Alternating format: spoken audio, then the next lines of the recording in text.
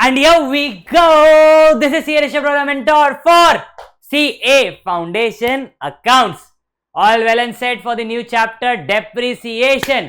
आपको हर अटेम्प्ट में ये चैप्टर मिलेगा 10 मार्क के लिए. ये एक्सपेक्टेड रेंज है चैप्टर की और बहुत ही इजी चैप्टर है अगर आप कुछ चीजों पे ध्यान दे तो. परफेक्टली बता रहा हूं. So yes, in this chapter अपन क्या क्या सीखने वाले हैं. डेप्रिसिएशन का मतलब क्या होता है, उसके मेथड्स क्या होते हैं, एंड मेथड्स के बाद और क्या डेप्रिसिएशन कैसे कैलकुलेट किया जाता है, so on and so fourth. ठीक है राजा, तो बड़े आगे. अब सुनो सुनो सुनो सुनो सुनो, मजाक मस्ती अपनी जगह. मैं आपके लिए स्पेसिफिकली क्या करने वाला हूं सुनो, ताकि आप जिंदगी में थोड़ा सुकून में रहो एंड थोड़ा शांति से आप रात को नींद करो. There is something called previous year questions. Yes, PYQ नाम की चीज होती है प्रीवियस ईयर क्वेश्चंस, जहां से बहुत सारे क्वेश्चंस या टाइप के क्वेश्चंस आते हैं. यस, हमने एमटीपी सुना है, that is mock test paper, और हमने आरटीपी सुना हुआ है.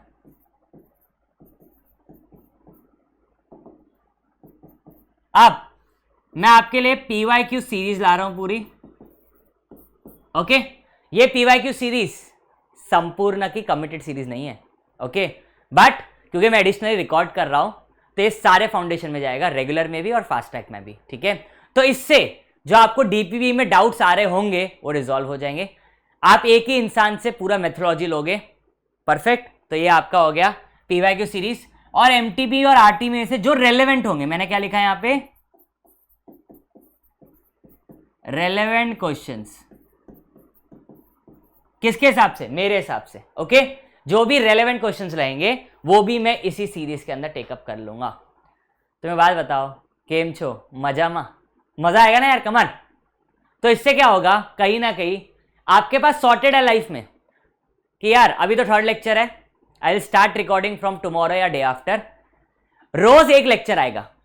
ठीक है, रोज एक लेक्चर आएगा और उस एक लेक्चर में सिर्फ एक ही क्वेश्चन होगा. परफेक्ट.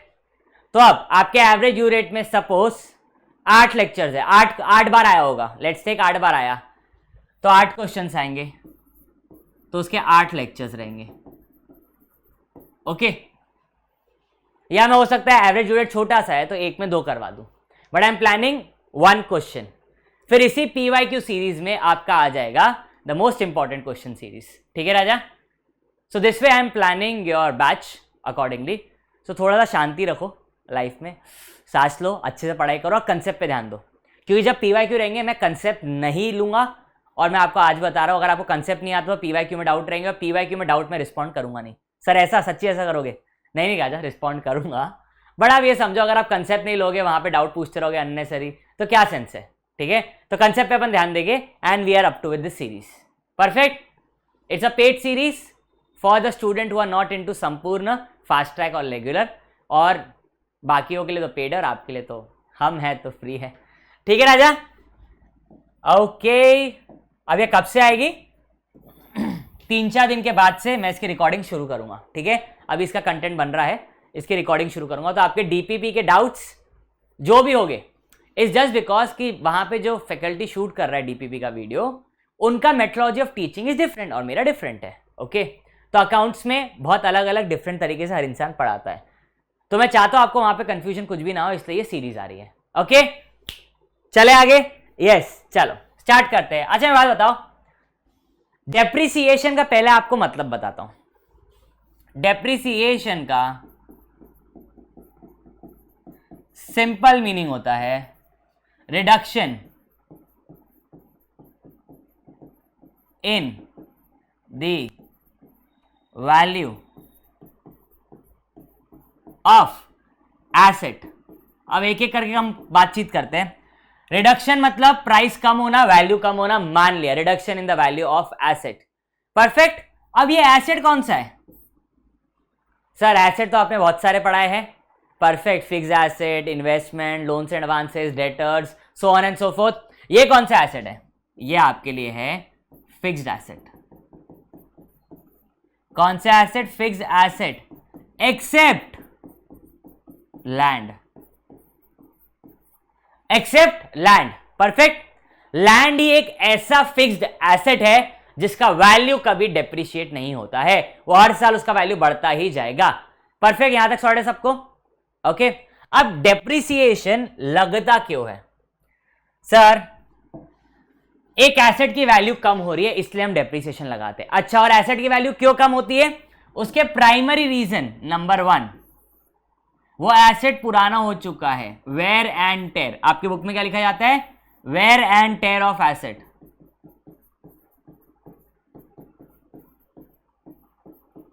कौन सा एसेट? फिक्स्ड एसेट, ठीक है, एक्सेप्ट लैंड। अब वेयर एंड टेयर मतलब सेकेंड हैंड होना, वेयर एंड टेयर मतलब सेकेंड हैंड। भाई आप मोबाइल यूज करोगे तो मोबाइल पे कभी स्क्रैच आएगा, वो नया है क्या at the end of the day? नहीं ना। आपने यूज किया उसे 2-3 महीना तो सेकेंड हैंड हो चुका है। अरे क्या आपने 1 मिनट भी यूज किया तो सेकेंड हैंड हो चुका है? यस और नो? तो सेकेंड हैंड मतलब इसके पहले किसी और की चीज है और आपने खरीदी है, तो वो क्या हो गई? Second hand. आप दूसरे इंसान हो जो उसे यूज कर रहे हो। परफेक्ट। तो पहला रीजन क्या है? Wear and tear, that is second hand होना। दूसरा,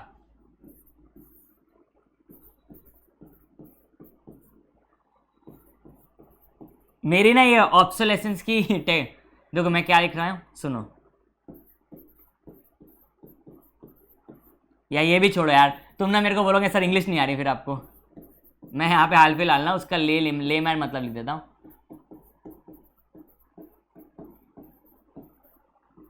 क्या लिखा मैंने? Outdated technology. फॉर एग्जाम्पल, अब सुनो, मेरे पास ये फोन है, ओके। ये फोन मैंने खरीदा था, कब खरीदा था? दिसंबर में 15 तारीख के आसपास, ठीक है। अब ये फोन आईफोन है, बट ऑब्वियस फ्लॉन्ट नहीं कर रहा यार, क्वेश्चन पे ध्यान दो।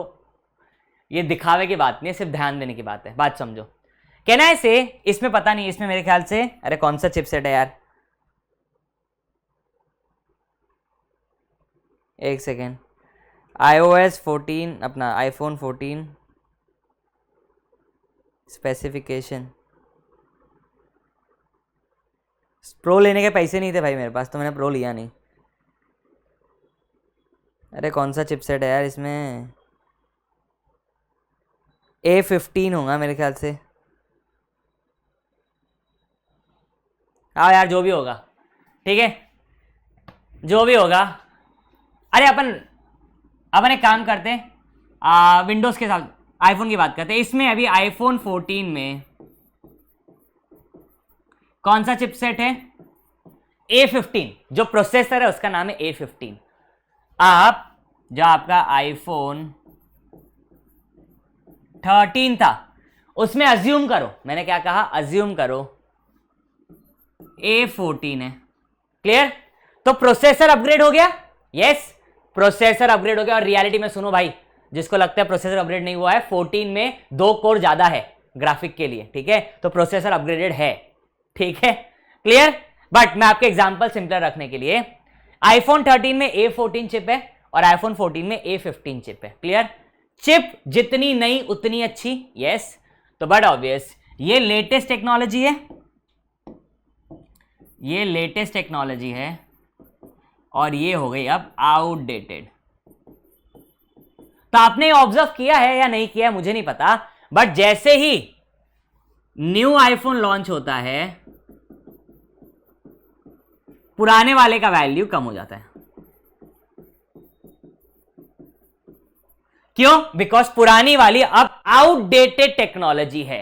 यस, अगर आज के तारीख में कोई आपको बोले आईफोन 14 लोगे, आईफोन 13 लोगे, आप बोलोगे आईफोन 14 लेंगे। बट कोई बंदा आया आपके पास, ये आईफोन 13 है, चकाचक, पेटी pack, seal pack, no scratch, nothing, किसी ने इससे पहले यूज नहीं किया, क्या आप उसको 80,000 में खरीदोगे क्या, जो उसका एमआरपी था? आप बोलोगे भग भाई साहब 80,000 में तो 14 मिल रहा है, आपकी आउटडेटेड टेक्नोलॉजी है, आपको और कम में बेचना पड़ेगा। तो कहना है से आपके वैल्यू ऑफ एसेट रिड्यूस हो गया है because of outdated technology. Okay, अब जैसे आईफोन 15 आएगा तो मेरे 14 का वैल्यू कम होगा या नहीं होगा? ऑब्वियसली होगा। यस, तो पहला हो गया वेरिएंटेड, दूसरा हो गया आउटडेटेड और तीसरा पैसेज ऑफ टाइम। सर इसका मतलब क्या है? अब अज्यूम करो मैं ना अपने फोन को एकदम मखमल के गद्दे में रखता हूं, no scratch, nothing, no dent, कुछ भी नहीं। पेटी pack that is seal pack खोलो कि मेरा फोन देखो दोनों सेम बराबर है, तो वेयर एंड टेयर का सेकंड हैंड कुछ हुआ क्या? वो नहीं, एकदम चकाचक दिख रहा।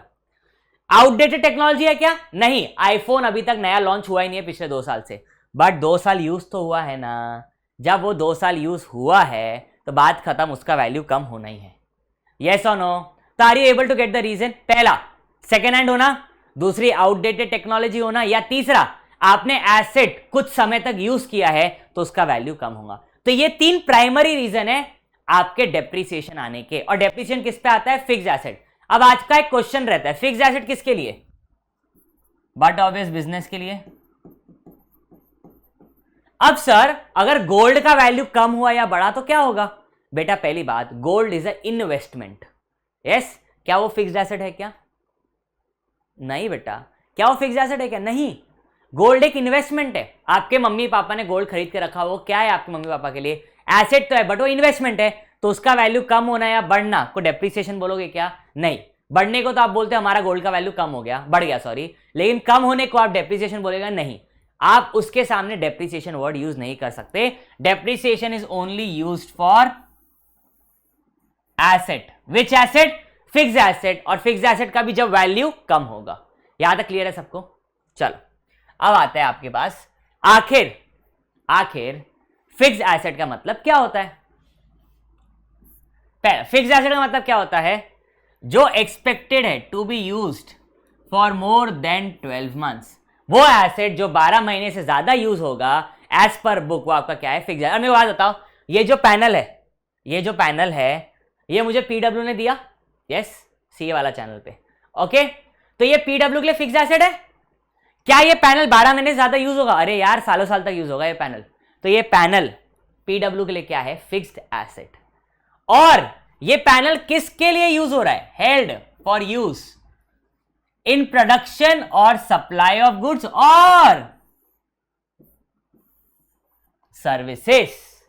यस, अरे पीडब्ल्यू आपको सर्विस दे रहा है ना टीचिंग की। तो अब जो मेरे सामने कैमरा लगा हुआ है, जो मेरे पीछे स्क्रीन है, ये जो पेन है, ओके, ये जो माइक है, माइक आपको दिखता है नहीं दिखता हो? ये देखो, ये दिख रहा है, ये मेरे हाथ में दिख रहा है नहीं दिख रहा है? नहीं दिख रहा क्या? रुको, नहीं दिख रहा, ब्लैक है ना। तो ये जो मेरे माइक है, ये mike is a fixed asset for PW because इसका बेनिफिट 12 महीने ज्यादा है। और ये किस चीज के लिए यूज हो रहा है? Held for use of production, supply goods या सर्विस देने के लिए यूज होने वाला है। यस सर, यहां पे क्या लिखा हुआ है? Administrative purpose. अरे राजा मेरे को एक बात बताओ, मैं यहां से वीडियो भेजता हूं रिकॉर्ड करके टू द स्टूडियो टीम। अब स्टूडियो टीम के पास एक पीसी है जिसपे वो ये वीडियो डालते हैं, इस पे एडिट करते हैं और अपलोड करते हैं। यस, तो स्टूडियो टीम भी सर्विस में हेल्प कर रही है। अब स्टूडियो टीम को टेक केयर करवाने कुछ बंदे रहेंगे, स्टूडियो टीम का एक इंचार्ज रहता होगा ना कि बंदा काम कर रहा है नहीं कर रहा। एचआर टीम होंगी जो देखती होगी किसकी कितनी सैलरी है, so on and so fourth, है ना। तो कहना है वहां पे कंप्यूटर एडमिनिस्ट्रेटिव पर्पस के लिए यूज हो रहा है और स्टूडियो टीम में सर्विस देने के लिए यूज हो रहा है। यस, एक एसेट के अलग अलग बेनिफिट है। लाइक ये कैमरा पे मैं रिकॉर्ड कर रहा हूं, क्लियर? तो ये टीचिंग के लिए काम आ रहा है कैमरा, ओके। अब शादी वाला ये कैमरा लेके घूमेगा, यस, तो ये शादी वाला वीडियो रिकॉर्डिंग ऑफ मैरिज के लिए यूज कर रहा है, ओके। क्या वो अपने टीचिंग के लिए इसे यूज कर रहा है क्या? नहीं, वो अपने बिजनेस के लिए यूज कर रहा है। पीडब्ल्यू इसे टीचिंग के बिजनेस में यूज कर रहा है और जो स्टूडियो वाला है, मतलब जो फॉर एग्जांपल मैरिज में फोटो वोटो खींचता है, वीडियो बनाता है, वो अपने धंधा चलाने के लिए यूज कर रहा है। देखो यूज तो वो रिकॉर्डिंग के लिए हो रहा है, बट पीडब्ल्यू में टीचिंग के लिए यूज हो रहा है, दैट इज टीचिंग की रिकॉर्डिंग और वहां शादियों की रिकॉर्डिंग। यस, तो एक ही एसेट हर बंदा सेम पर्पस के लिए यूज नहीं करेगा, ओके। ये जो पैनल है, तुमको बात बताऊं, गुरप्रीत सर कभी कभी इस पे पिक्चर देखते हैं, मजाक नहीं कर रहा हूं। राहुल सर कभी कभी पिक्चर देखते हैं इस पे, और लव सर भी पिक्चर देखते हैं। यस, मैं अब गुरप्रीत सर घर पे लगा हुआ है, मेरे भी घर पे लगा हुआ है, राहुल सर और लव सर के घर पे नहीं लगा है, वो स्टूडियो जाते हैं रिकॉर्ड करने, ओके। तो गुरप्रीत सर पता है क्या करते हैं? इस पे रिकॉर्डिंग तो करते ही करते हैं और वो पिक्चर भी देखते हैं इस पे ठीक है, मैं सिर्फ रिकॉर्डिंग करता हूं, ओके। तो एक ही पैनल है, गुरप्रीत सर उस पर टीवी देख रहे हैं और मतलब पिक्चर देखते हैं और रिकॉर्डिंग करते हैं, मैं सिर्फ रिकॉर्डिंग करता हूं। देखो यूज का फर्क है, क्लियर है क्या? तो यस, ये पैनल जो है expected to use for period of 12 months, और ये पैनल सर्विस देने के लिए काम में आएगा। ये धंधे में यूज हो रहा है टीचिंग सर्विस देने के लिए। ओके, अब अगर मैं मशीन्स की बात करूं, एक फैक्ट्री है और फैक्ट्री में मशीन्स लगे हुए हैं, वो मशीन्स 12 महीने से ज्यादा यूज हो गए, बट ऑब्वियस 12 महीने ज्यादा बेनिफिट देंगे। यस, क्यों? प्रोडक्शन में। यस, क्यों यूज हो रहे हैं? प्रोडक्शन में। अब रिलायंस के पास, अदानी के पास बात करते हैं। अदानी के पास बहुत सारे ट्रक्स हैं, क्योंकि अदानी की कंपनी है अदानी लॉजिस्टिक्स। अदानी की कंपनी है जो लॉजिस्टिक्स दैट इज ट्रांसपोर्टेशन का काम करती है। तो ये ट्रक्स क्या 12 महीने ज्यादा धंधे में यूज होंगे? तो यस, ये ट्रक्स फिक्स एसेट है। ये ट्रक किसके लिए आ रहे हैं? सप्लाई ऑफ गुड्स के लिए। ओके, सप्लाई ऑफ गुड्स के लिए एक जगह से दूसरे जगह ये गुड्स सप्लाई किए जाते हैं यूजिंग दिस ट्रक्स। यस और नो?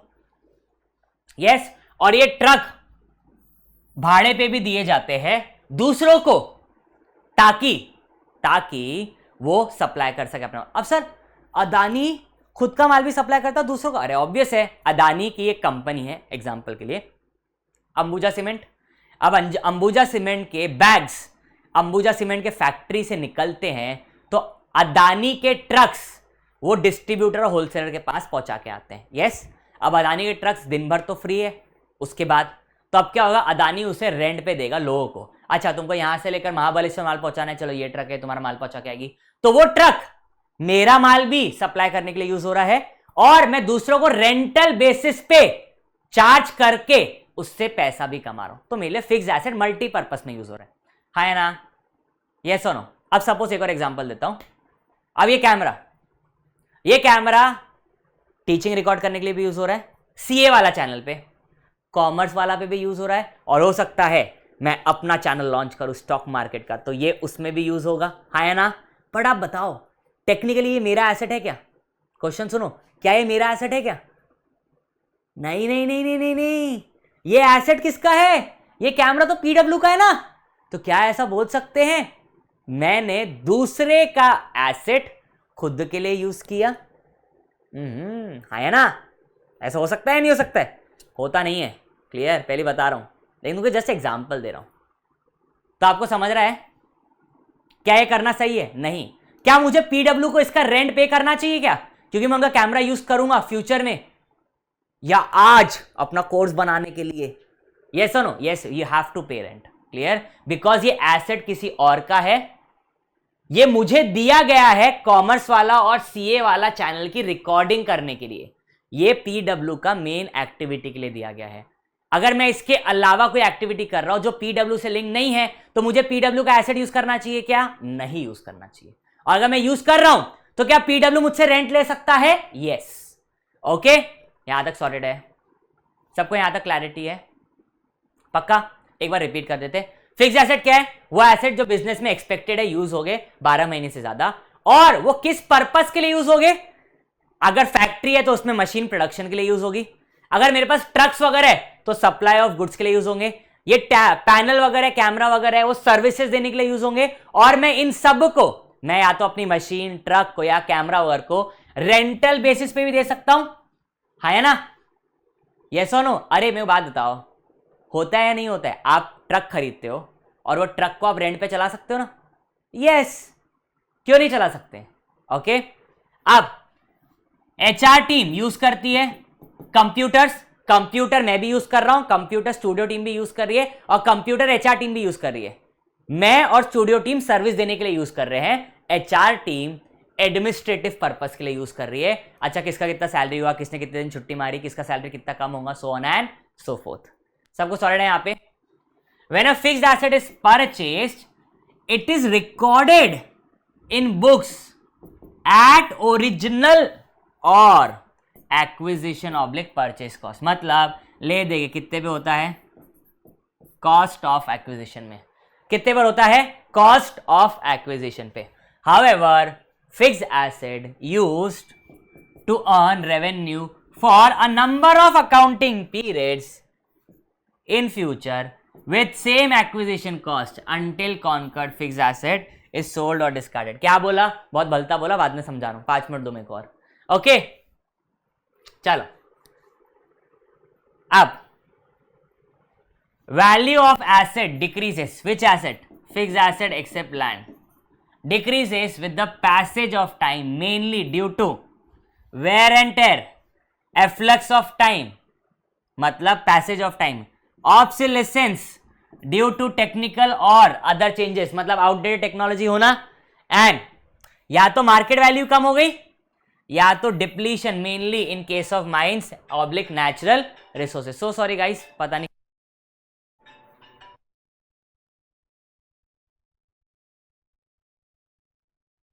So sorry. तो अब यहां पे ध्यान दो, वेयर एंड टेयर में पढ़ा चुका आपको, efflux of time, obsolescence, decrease in market value. तुम्हें पता है कितना बड़ा धोखा हुआ मेरे साथ, मैंने कितने का खरीदा आईफोन पता है, 90,000 का। अभी हाल ही की मैं 15 दिन पहले सोचा इसको बेच देता हूं, मजा नहीं आ रहा, यस मैं बेचने गया।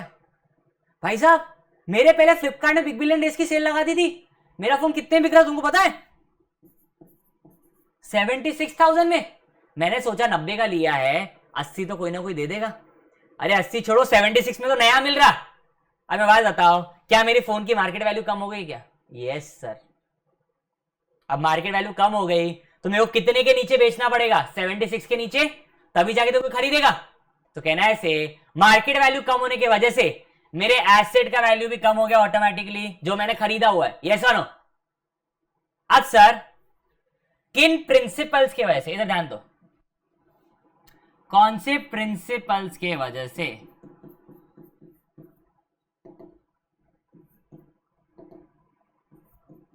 डेप्रिसिएशन होता है एसेट का?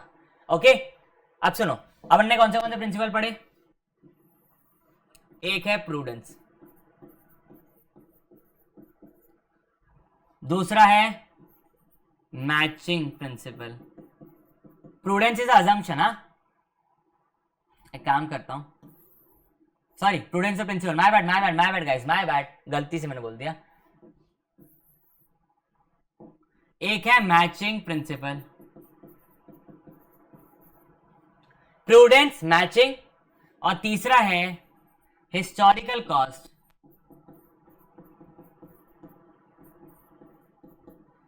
परफेक्ट, ये तीन है, याद तक सॉलिड है। अब इन तीन प्रिंसिपल की वजह से डेप्रिसिएशन आता है।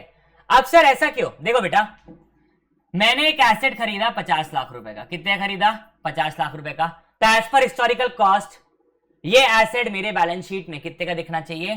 50 लाख रुपए का ही बैलेंस शीट में दिखना चाहिए। परफेक्ट।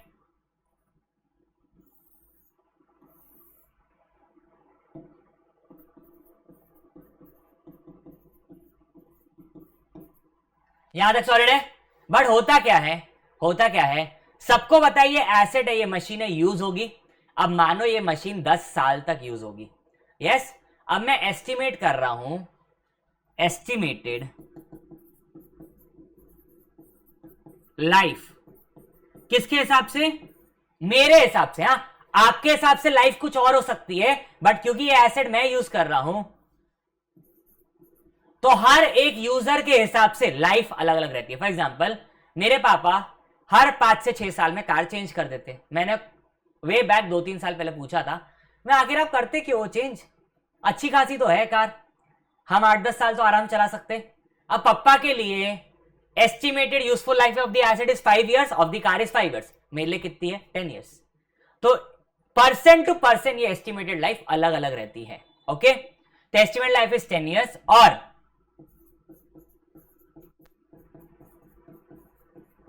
स्क्रैप वैल्यू कितनी है? लेट्स टेक 1 लाख रुपए। मैं मान, अरे 1 लाख नहीं रहे, बहुत कम हो गई, let's take 10 lakh rupees.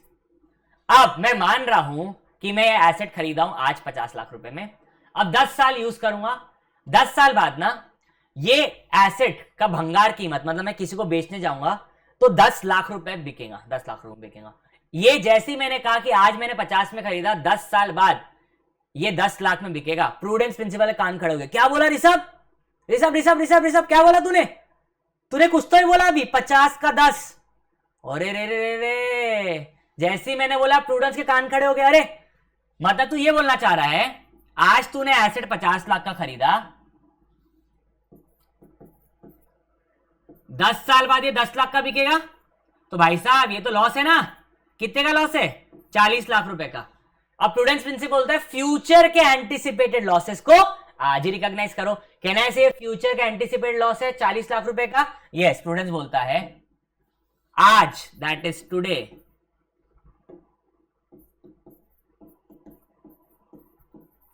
Profit and loss account के डेबिट साइड कितना लिख दो? 40 लाख। यहां तक क्लियर है? अब मैचिंग कोंटे में रो दिया, मेरे साथ ऐसे करते हैं लोग, मेरे साथ ऐसे क्यों करते हैं लोग। आप सुनो, मैंने उसको रैपट मारा, मैं सुन क्या हो गया तेरे को। बोले 100 बात की एक बात, ये दोनों आपस में झगड़ते रहते, सबसे ऊपर तो मैं हूं ना यार। जबान दी है मैंने मार्केट को। क्या जबान दी है? Income for a period will be matched with expense for a period। अरे मैं खर्चे और इनकम का शादी.com हूं यार, मैं दोनों को मिलाता हूं। और क्या बोलूं? मैं एक्सपेंस और इनकम का जीवन साथी हूं, मैं उनको मिलाता हूं। मैं एक्सपेंस और इनकम का भारत मैट्रिमोनी हूं, मैं मिलाता हूं उनको। ठीक है, यस और नो? ये लोग समझते नहीं। मैं हूं तो हूं जो इन दोनों के बीच में मेल मिलाप करता हूं, ये लोग समझते नहीं कभी। तो अब हिस्टोरिकल कॉस्ट यहां पे बैठा है, क्या हो गया बोल मुन्ना? हिस्टोरिकल कॉस्ट बोल रहा मेरे को दिक्कत ही नहीं है ना यार, ये प्रूडेंस आके कान खड़े करके बैठकर वो बोल रहा है कि 40 लाख रुपए आज ही प्रॉफिट एंड लॉस में डेबिट करो। मैं तो बोल रहा हूं 10 साल तक 50 ही रखे रहो, देखा जाएगा, मजा आएगा। ये बोल रहा है आज 40 लाख करो। मैं तो गलती हुई ना, मेरे को बात ही मत करना, मेरे को बोलना मत। घर पे ऐसे होता ना, अपनी गलती नहीं रहती, फालतू में बोला जाता तो अपन बोलते मेरे को तो बोलना है मत। तो इस टाइम मेरे को तो बोलना है मत भाई, चूल्हे में जा, मेरे को नहीं बोलना, ठीक है? तो अब मैचिंग और प्रूडेंस ऐसा साइड में बैठते, क्या हो गया बोलना, बोलना बोलना बोलना। मैचिंग बोलता यार देख ऐसा नहीं चलेगा। प्रूडेंस समझ तो बात को, ये जो 40 लाख का खर्चा है ना, जो तो हो रहा तेरा लॉस है एंटिसिपेटेड। देख भाई ये क्यों होगा? क्योंकि प्रूडेंस बोला क्योंकि ये एसेट 10 इयर्स के लिए यूज हो रहा है। यस, तो मैचिंग बोला एक काम करते हैं ना, एक काम करते हैं, तेरा पर्पस क्या है? मैचिंग बोला मेरा पर्पस है, मैचिंग का पर्पस क्या है? एंड पर्पस, हाँ, कि प्रॉफिट एंड लॉस अकाउंट के डेबिट साइड 40 लाख रुपए आना चाहिए, है ना? मैचिंग बोला तेरा ये पर्पस है ना। मैं तेरे को सिर्फ एक कंडीशन डाल रहा हूं कि तू एक काम कर, इसको ना तू आज 40 लाख मत लिख, तो आज इसे करंट ईयर में 4 लाख ही लिख। कैसे आया 4 लाख? 40 लाख डिवाइड बाय 10, तो आज कितना आया? 4 लाख। तो मैचिंग बोल रहा है तू हर साल,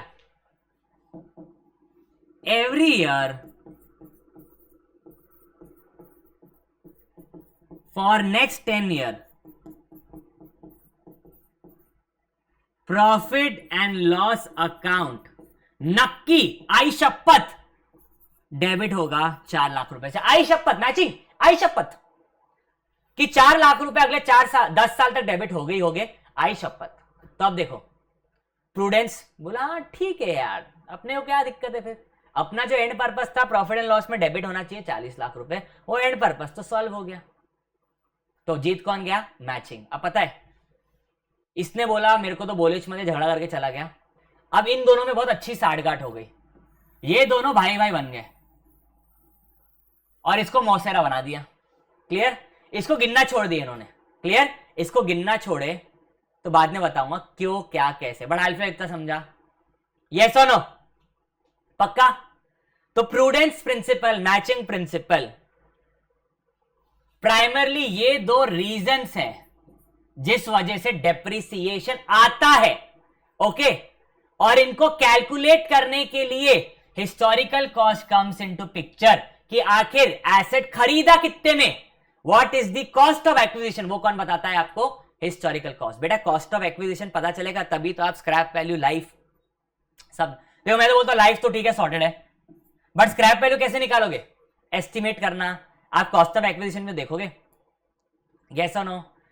तो डेप्रिसिएशन किन दो प्रिंसिपल की वजह से आता है? प्रूडेंस और मैचिंग। पक्का? क्योंकि यार देखो, लॉस तो है, बट ये लॉस अलोकेट होना चाहिए, मतलब डिस्ट्रीब्यूट होना चाहिए over the life of the asset, and the life is 10 years, loss is 40 lakh, तो अलोकेट कितना हुआ हर साल? 4 लाख रुपए। यहां तक सबको सॉर्टेड है? ओके, चलो। फैक्टर्स अफेक्टिंग डेप्रिसिएशन, कौन से फैक्टर है? पहली बात, जितना cost of acquisition, but obvious, अगर 50 लाख की जगह 5 लाख रहती थी तो कितना आता था डेप्रिसिएशन? अगर कॉस्ट ऑफ एक्विजिशन मेरी 50 लाख नहीं रहती थी, 5 लाख ही रहती थी, तो स्क्रैप वैल्यू कितनी रहती थी? 10,000 रहती थी। यस, तो ऑटोमेटिकली डेप्रिसिएशन 4 लाख होता था क्या? नहीं, 40,000 होता था। ओके, तो चीजें चेंज होती है अकॉर्डिंगली। ओके, पक्का? Useful life and utility. Life मतलब अभी मैं मान रहा हूं लाइफ इक्वल टू 10 years, अगर लाइफ चेंज होगी तो डेप्रिसिएशन भी चेंज होगा क्या? यस, तो ये फैक्टर है जो डेप्रिसिएशन के अमाउंट को इफेक्ट करते हैं कि डेप्रिसिएशन का अमाउंट कितना रहेगा। और एस्टिमेटेड रेसिडुअल वैल्यू को ऑल्सो बोला जाता है स्क्रैप वैल्यू। रेसिडुअल वैल्यू क्या बोला जाता है? Also known as scrap value. जब ये बेचा जाएगा, बेचा कब जाएगा? लाइफ एंड होंगी जिस दिन, उस दिन इसकी एस्टिमेटेड रेसिडुअल वैल्यू या स्क्रैप वैल्यू कितनी रहेगी। Okay, so depreciation of asset begins when it is available for use, that is when, इधर ध्यान दो, when it is in the location and condition necessary for it to be capable of being operated in the manner intended। बात समझो, suppose ये panel ना PW ने 1 साल पहले खरीदा था और वो कहीं ना कहीं गोडाउन में पड़ा हुआ था। क्लियर? पैनल पीडब्ल्यू ने 1 साल पहले खरीदा था और वो कहीं ना कहीं गोडाउन में पड़ा हुआ था। अब मेरे को एक चीज बताओ, क्या जो पैनल है वो उसके करेक्ट लोकेशन पर है क्या? नहीं, मेरे घर पे तो है ही नहीं। क्या वो कोई कंडीशन है क्या? हाँ भाई, इंस्टॉल होना चाहिए दीवार पे, तब जाके तो यूज होगा। ये पैनल तो बॉक्स पैक पड़ा हुआ है, जब तक ये बॉक्स से निकलेगा नहीं, मेरे घर पे लगेगा नहीं, और लगने के बाद यूजेबल कंडीशन में आएगा नहीं, तब तक क्या आप इस पे डेप्रिसिएशन लगाओगे क्या? नहीं, ऐसा बुक बोलता है। ओके, एंड ऐसा मानते भी है, at times we do, but इतना तवज्जो इस लाइन को कोई नहीं देता। इस लाइन को सिर्फ इतना बोला जाता है, क्या वो आपके लिए फिक्स्ड एसेट है? यस, आपने खरीद लिया है, okay, well and good, done है। अगर आपने खरीदा है और वो यूजेबल कंडीशन में, मैंने क्या कहा, यूजेबल कंडीशन में है, तो उस पर डेप्रिसिएशन लगाना शुरू कर दो। ओके, ये बहुत समझो, बहुत रेयर सिचुएशन में होगा कि क्या वो लोकेशन और condition necessary for it to being capable of being operated और इंटेंडेड यूज के लिए बाय द मैनेजमेंट। ये बहुत भारी लाइन है, इतना कोई नहीं देखता। ठीक है, तो इस लाइन का मेरे रेलेवेंस है क्या? होता नहीं। मेरे रेलेवेंस क्या है कि यूज करना कब से शुरू किया, दैट्स इट। और यूज भी कौन सा? Available for use. हाँ, क्या लिखा हुआ है यहां पे? Available for use. कोई मेरे को एग्जांपल दे सकता है? कमेंट सेक्शन में बताओ पॉज करके कि अवेलेबल फॉर यूज का एग्जांपल क्या है। बहुत अच्छा एग्जांपल है। ठंड लग रही, रुको 1 मिनट।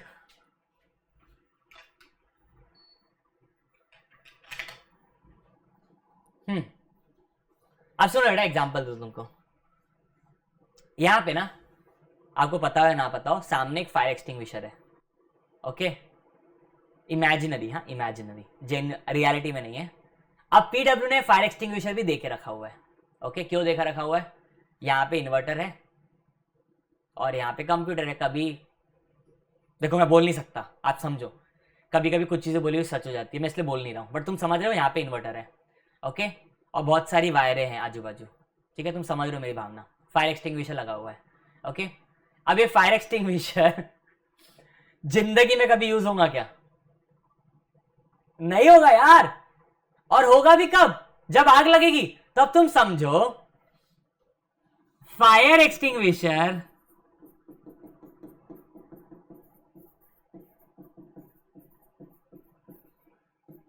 क्या वो फिक्स्ड एसेट है क्या? ऑब्वियसली उसका कुछ ना कुछ बेनिफिट है। क्या वो फिक्स्ड एसेट है? यस। बट मैं बात बताओ, वो फायर एक्सटिंग्विशर यूज करने के लिए मेरे को आग लगानी पड़ेगी रे चर्सी। गधे। सॉरी आई सेड चर्ची, चर्ची में प्यार से अपने बच्चों को बोलता हूं कि तुम पढ़ाई के नशे में हो, ओके, और मस्ती के भी, कोई बात नहीं।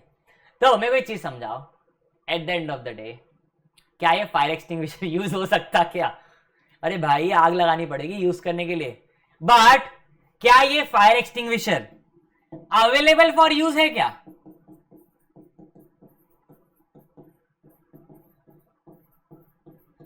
क्या ये fire extinguisher available for use है क्या?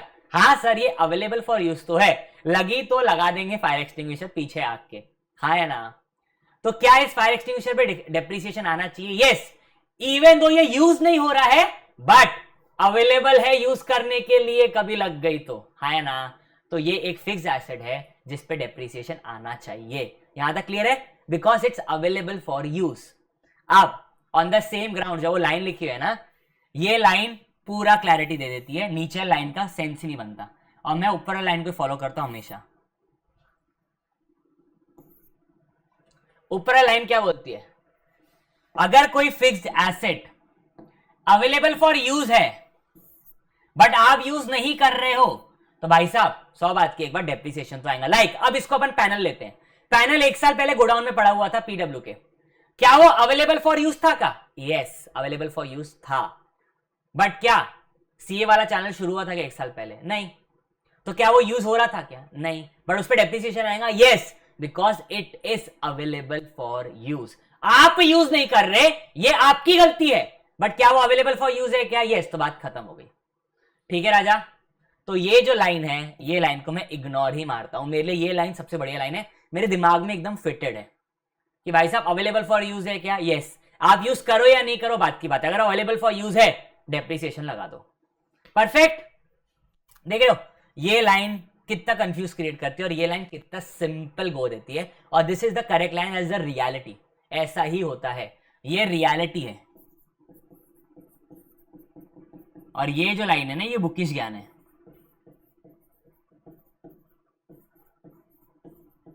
और इस बुकिश ज्ञान को इनकम टैक्स भी नहीं मानता। परफेक्ट, इनकम टैक्स मानता उसी को। क्या वो अवेलेबल फॉर यूज है क्या? हाँ, तो लगा दो डेप्रिसिएशन। चलो आगे बढ़े। अरे सर डेप्रिसिएशन आखिर लगाए क्यों जाते हैं? Objective correct income measurement. क्यों sir? Income should be matched with expense, matching principal.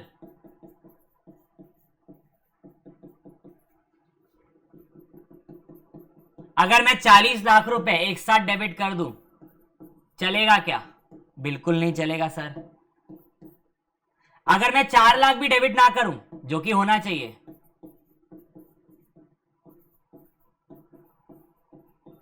चलेगा क्या?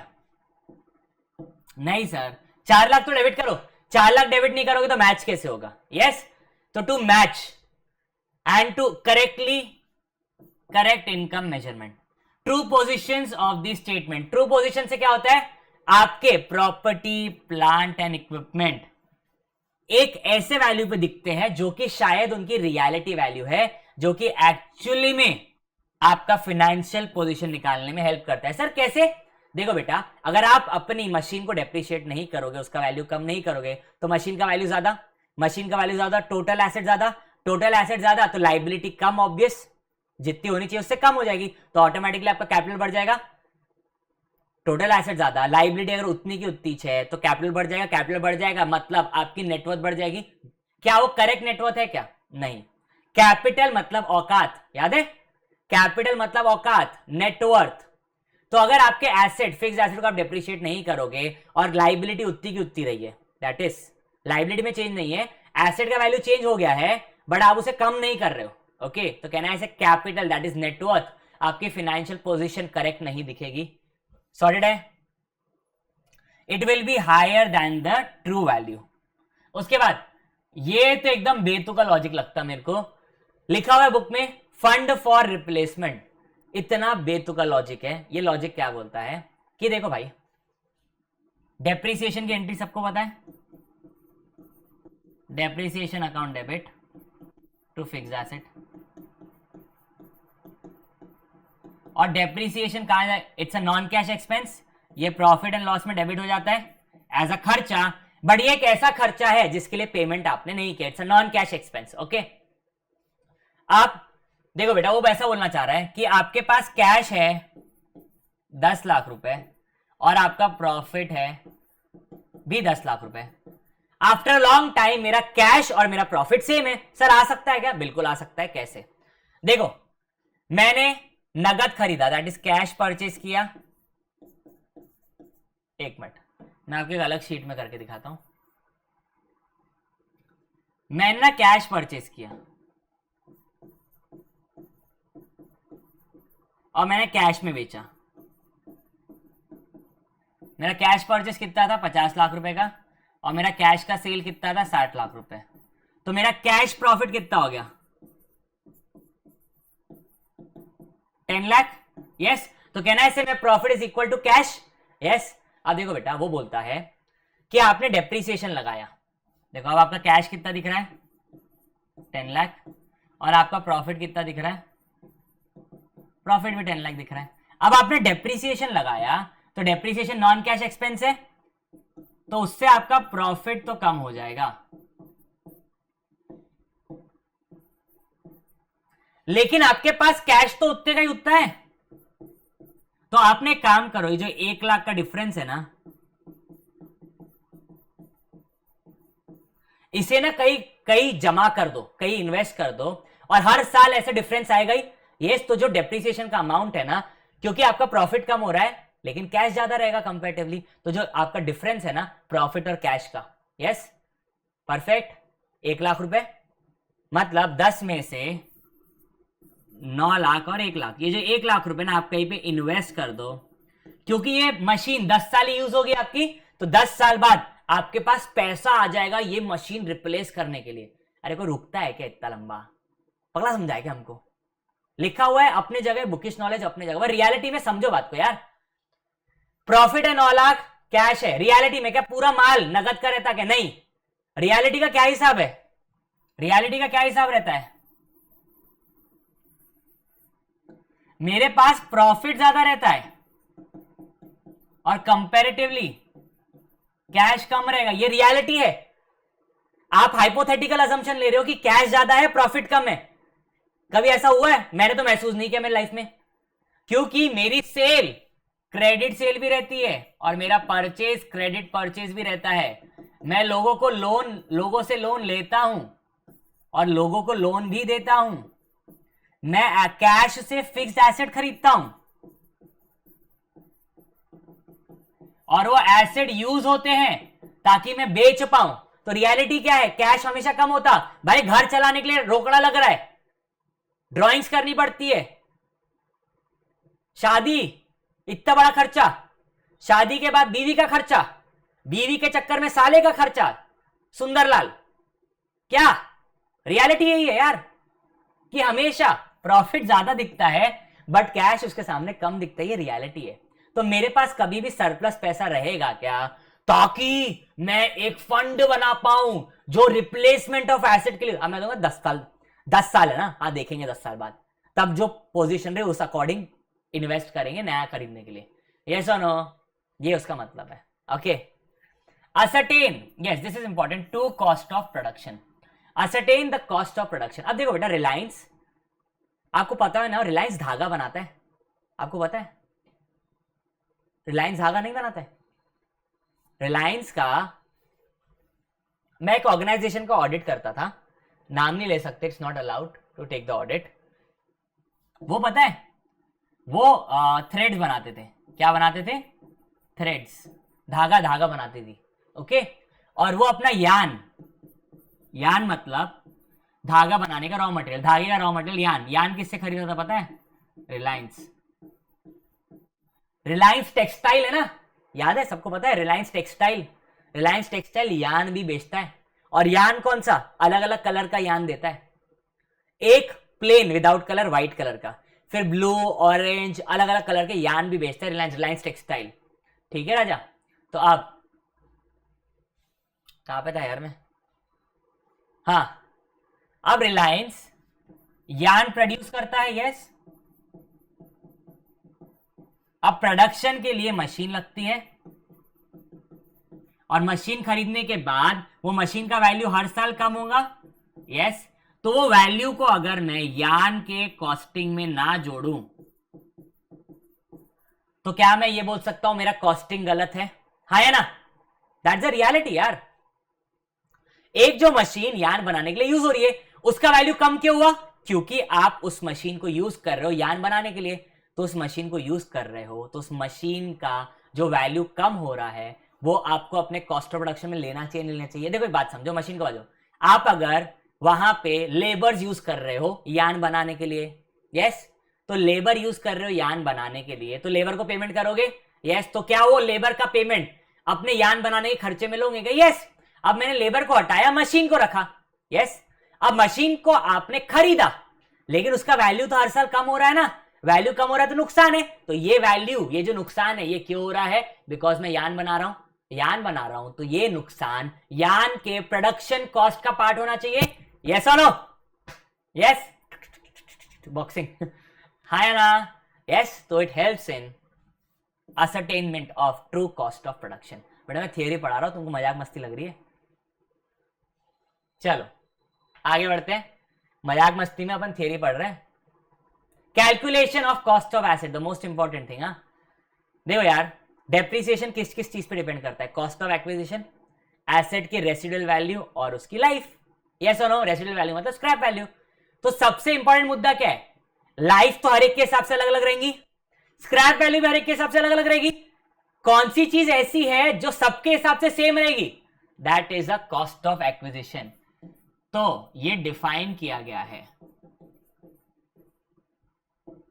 ये डिफाइंड है कि कॉस्ट ऑफ एक्विजिशन क्या रहेगा। ठीक है राजा? यस। चलो अब निकालते हैं कैसे। अरे बहुत सारा लिखा हुआ है सर। अरे बाप रे, इतना सारा सर, इतना नहीं जम रहा हमको थ्योरी। अरे एग्जाम्पल लेंगे ना यार। ब्रेक चाहिए तुमको? पॉज करो, मेरे को गंदी शक्ल में पॉज करना। रुको मेरे को शक्ल बना, ये गंदी शक्ल थी बहुत ज्यादा। नहीं ये तो उबासी वाली थी। रुको, पॉज करना ना तुमको, ताकि काम में तो आना चाहिए तुम्हारे मीम मीम के लिए। पॉज किया क्या? चलो, और भाई एक अच्छी शक्ल में पॉज करो।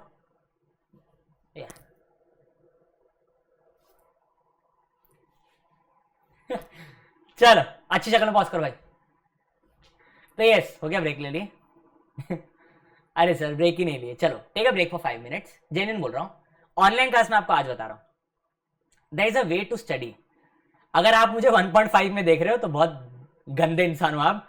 मैं बहुत फास्ट बोलता हूँ 1.5 में, बट ठीक है, आप जैसा बहुत स्लो बोल रहे हो सर आप। देखो तुम जैसा देखते हो वैसा देखो, मेरे को दिक्कत नहीं है। मुद्दा क्या है कि after every 1 hour, after every 1 hour take a break of 15 minutes. आप हर 1 घंटे 1.5 घंटे में हर 15 मिनट का ब्रेक लोगे, और 15 मिनट ब्रेक में टेबल से उठो, मम्मी पापा वगैरह से मिलके आओ, भाई बहन से गले मिलके आओ, बोलना काम करने नहीं आया हूं, सिर्फ ब्रेक ले रहा हूं 15 मिनट की। ओके, मस्त उनसे मिलके आओ, अफेक्शन लेके आओ, मस्त बढ़िया, टक टक खत्म। Okay, yes you should take a break. देखो आपको नहीं पता चलता बट मैं भी ब्रेक ले लेता हूं। सच्चाई बताऊं कैसे? मैं बताता हूं, आज एक सच्चाई बताता हूं। लाइफ में क्या होता है, हम निकल नहीं सकते क्लास से बाहर, ओके, बट रिकॉर्डेड में क्या होता है, मैं तुमको एट टाइम्स बोलता हूं चलो एक काम करो। सच बता रहा हूं, हाँ सच बता रहा हूं, चलो एक काम करो ना, मैं ऐसा आता हूं, मैं ऐसा कभी कभी चला जाता हूं बाहर, ठीक है? अच्छा तुमने देखा? ओके, तो जब मैं ऐसे हिसाब हिसाब से ऐसा चला जाता हूं और तुमको बोल रहा हूं कॉल आया है या ये आया है, मैं ब्रेक करने चला जाता हूं अपनी। अरे यार मैं भी थक जाता हूँ जेन्युइनली, होता है यार, हर इंसान से होता है, ठीक है? तो अब मैं आज के बाद तुमको बताऊंगा कि मैं ब्रेक लेने जा रहा हूँ, ठीक है? तो अभी आप भी ब्रेक लेने जाओ, मैं भी ब्रेक लेने जाता हूँ। मेरी ब्रेक क्या है, मेरे को पानी पीना है, तो मेरे को 5 मिनट का ब्रेक चाहिए। मैं पानी पी के वापस आया, तब तक मैं ये वीडियो पॉज कर देता हूँ, ठीक है? अरे क्लियर है ना सर? आप चीटिंग तो नहीं करोगे? नहीं करूंगा, देखो मैं तुम्हारे सामने ही, देखो लाइट बंद करूं, नहीं लाइट बंद करूं अच्छा नहीं लगेगा। जेन्युइनली ब्रेक, मैं ही ब्रेक ले रहा हूं बस। चलो बड़े, अरे हो गया ना, ब्रेक हो गया, मेरा भी हो गया, आपका भी हो गया। चलो एक बात करते हैं अभी with respect to cost of acquisition. किसके रिगार्डिंग बात करेंगे राजा? Cost of acquisition, COA। अब देखो होता क्या है ना, आपको रियलिटी बता रहा हूं। एट टाइम्स बड़ी बड़ी फैक्ट्रीज में ना जो मशीन लगती है इंडिया में वो इंपोर्ट होती है। Okay, and that's the sad reality कि इंपोर्ट होती है। ओके, अब इंपोर्ट सपोज कहां से हो रही है? जर्मनी से। लेट्स टेक, कहां से हो रही है? जर्मनी से।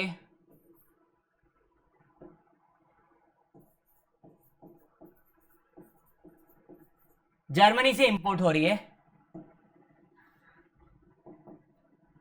अब जर्मनी से इंपोर्ट होते हो कहां आ रही है? मुंबई पोर्ट। कहां आ रही है? मुंबई पोर्ट।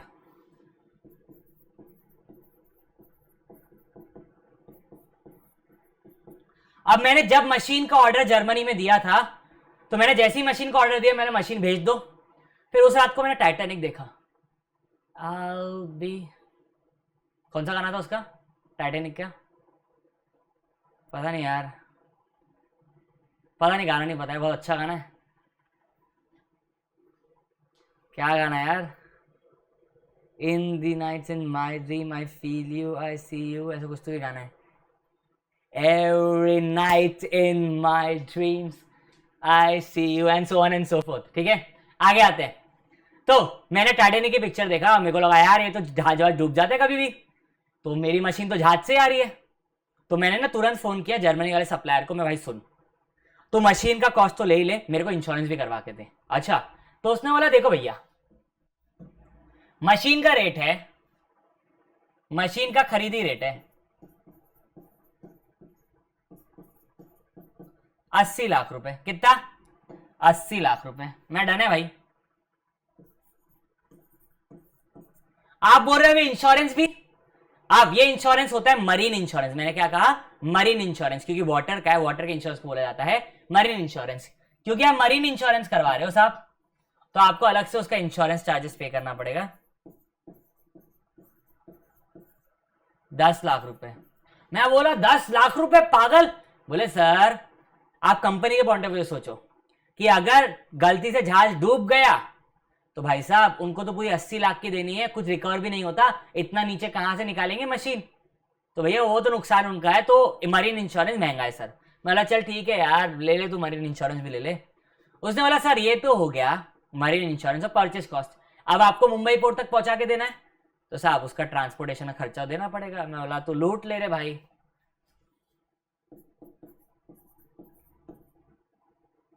बोले ट्रांसपोर्ट का खर्चा 10 लाख।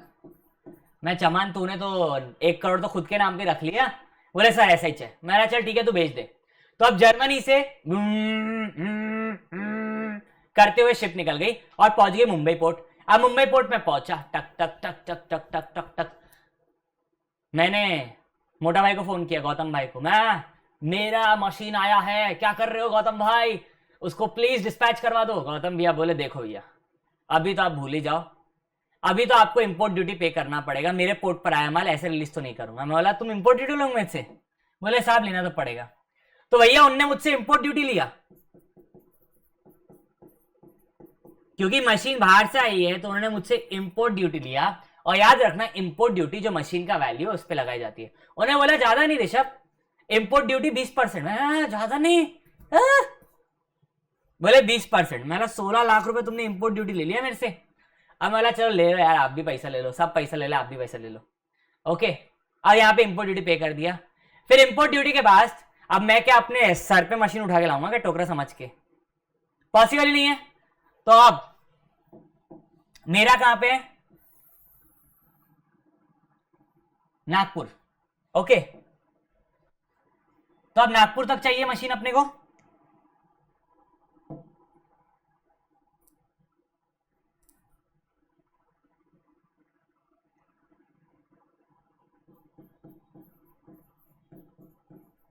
फिर वही मुंबई पोर्ट में मैंने किससे कनेक्ट किया, मैं भाई भाड़ा बता मुंबई से लेकर नागपुर तक क्या, उसने मेरे को ट्रांसपोर्ट बताया मुंबई से लेकर नागपुर तक का।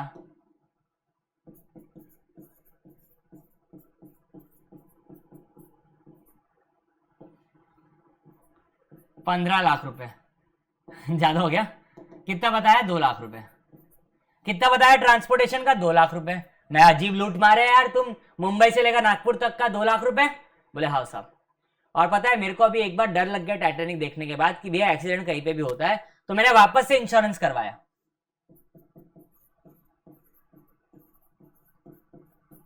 इंश्योरेंस के लिए 2 लाख रुपए। Let's take a different figure. Insurance के लिए 10 लाख और इधर ट्रांसपोर्ट का मैं 12 लाख कर देता हूं, थोड़ा एक अलग अलग फिगर रहना चाहिए, ठीक है। तो इंश्योरेंस के लिए 3 लाख। क्या यहां तक सबको सॉलिड है? फिर आइए नागपुर पहुंच गई। नागपुर पहुंचने के बाद मेरे फैक्ट्री में आ गई है। कहां आ गई? नागपुर मेरे फैक्ट्री में आ गई। अब फैक्ट्री में क्या मैं ये मशीन को ऐसी कंडीशन में यूज कर सकता हूं क्या? नहीं। मैंने लगाया जर्मनी में फोन, अपने इंस्टॉलेशन वाले बंदे को भेजो। तो उन्होंने अपने इंस्टॉलेशन वाला बंदा जो नागपुर का उनका लोकल इंडिया में हायर्ड था, जो उनका एग्रीमेंट था जिसके साथ, उन्होंने उनको भेजा। उसने मेरे को बोला भैया देखो ये जो मशीन है ना, ये इंपोर्टेड मशीन है, ये हम जमीन पे नहीं रख सकते। मैं अलग एंटन है यार जर्मनी की मशीन के, हम जमीन पे नहीं रख सकते। बोले इसके लिए ना आपको एक सीमेंट का ढांचा बनवाना पड़ेगा। तो आपको एक बात पता है ना पता हो, जनरेटर्स जमीन पे रखे नहीं जाते। अर्थिंग का रहता है, और उनका जो जनरेटर है कभी भी जमीन पे नहीं रखे जाते। इन्वर्टर्स भी जमीन पे नहीं रखे जाते हैं। मेरे पास भी इन्वर्टर पड़ा हुआ है, वो किसी एलिवेटेड चैनल पे पड़ा हुआ है, जमीन पे नहीं पड़ा हुआ है। तो याद रखना इन्वर्टर, ये जो चीजें हैं जो जनरेट कर रही है पावर, लाइक यूपीएस, इन्वर्टर, इन सबको जमीन में मत रखना, बिकॉज आपका जमीन में अर्थिंग और उसका फ्लो रहता है। ऐसा कुछ तो मेरे को इलेक्ट्रिशियन बता रहा था, ठीक है। Clear? I am not that expert, उसने मेरे को मना किया था, उसके बाद से मैं नहीं रखता, और ये रियलिटी है। फिर मैंने ऑब्जर्व भी किया हुआ है, जनरेटर कभी देखना कोई सीमेंट के पैच पे बना हुआ रहता है, जनरेटर जमीन पे खुद से नहीं रखा रहता है। ओके, तो उसने बोला सर ये जो है ना चीज, इसके लिए आपको सीमेंट का स्ट्रक्चर बनाना पड़ेगा। तो मैंने सीमेंट का स्ट्रक्चर बनवा दिया। वो सीमेंट का स्ट्रक्चर का कॉस्ट मेरे को 2 लाख रुपए लगा। कितना लगा? 2 लाख रुपए लगा। ओके, फिर उसके बाद जो इंस्टॉलेशन टीम थी उन्होंने मुझसे अलग पैसा लिया। मैंने बोला यार इंस्टॉलेशन तो इंक्लूड होना चाहिए ना। नहीं, बोले सर इंस्टॉलेशन इंक्लूडेड नहीं रहता है, आपको अलग से उसका पैसा देना पड़ता है। मैंने बोला यार तुम्हारी अजीब जबरदस्ती है। उन्होंने मुझसे 7 लाख रुपए लिए, बहुत बड़ी मशीन थी, तो उन्होंने 7 लाख रुपए इंस्टॉलेशन कर लिए। मैं तो लूट गया यार यहाँ तक आते आते। फिर बताए मैं अब तो मशीन रेडी हो गई, चकाचक। मैंने ना सैंपल बेसिस के लिए सपोज ये कपड़ा है, ठीक है, ये मेरी टी शर्ट है बाय द वे, बड़े कपड़ा है, दिख रहा है कपड़े सामान? हाँ अब दिख रहा है। ये कपड़ा है, सपोज मैंने कपड़ा डाला। क्लियर? आप मैं डील करता हूं मेंस वेयर में, ओके, मैं डील करता हूं मेंस वेयर में। मैंने जैसे ही यान डाला, दैट इज मैंने कपड़ा डाला, या टॉप निकल रहे, मेरे को चाहिए शर्ट बट निकल रहे टॉप। मैं बात बताओ, क्या मैं बोल सकता हूं मशीनरी में कुछ ना कुछ डिफेक्ट है? तो आप सैंपल टेस्ट करने के लिए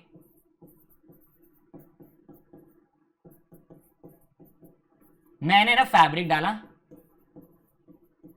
अब फैब्रिक मैंने क्यों डाला? क्योंकि मेरे को शर्ट प्रोड्यूस करनी थी। क्लियर? बट आपको पता है क्या निकल गया? टॉप्स निकल गए। तो ये फैब्रिक का कॉस्ट कितना था? ये फैब्रिक जो टेस्टिंग में गया 10 लाख रुपए का गया। कितने का गया? 13 लाख रुपए ले लेते हैं। कितने का गया? 13 लाख रुपए का फैब्रिक टेस्टिंग में गया, क्योंकि फैब्रिक डाला, शर्ट निकलना था, टॉप निकल रहे, शर्ट निकलना था, टॉप निकल रहे। यस और नो? अब मैं सोचा यार इस फैब्रिक का क्या करूं, दिमाग तो बिजनेस वाला है। मैंने यार किसी को पकड़ा, बोला ये देख यार ये 13 लाख की कॉस्ट है, ये काय की कॉस्ट है, ये टॉप्स है सारे के सारे, ये टॉप बनाने के लिए मेरे को 13 लाख रुपए लगे, ठीक है। उसने बोला भैया मैं इसके आपको 5 लाख दे दूंगा। मैं पागल आदमी, 13 लाख रुपए के टॉप है, 5 लाख? भैया देखिए ये आपके सैंपल के टॉप है, अब इसमें क्वालिटी इशू हो सकता है, साइज का इशू हो सकता है, अंडर कटिंग सब कुछ हो सकता है, इसका तो मैं आपको 5 लाख, मैं लेके जा यार। मैंने ये जो फैब्रिक से टॉप बने ये कितने में सेल किया? 5 लाख में। तो क्या मैं ये बोल सकता हूं मेरा नेट खर्चा, नेट कॉस्ट 8 लाख रुपए हो गया। नेट कॉस्ट कितना हो गया? 8 लाख रुपए। अब फैक्ट्री में मेरे आ गई, बट डर तो बैठ गया। अब मेरा फैक्ट्री में आग वाग लग गई, तो मैंने वापस से इस मशीन का फैक्ट्री में आने के बाद इंश्योरेंस करवाया।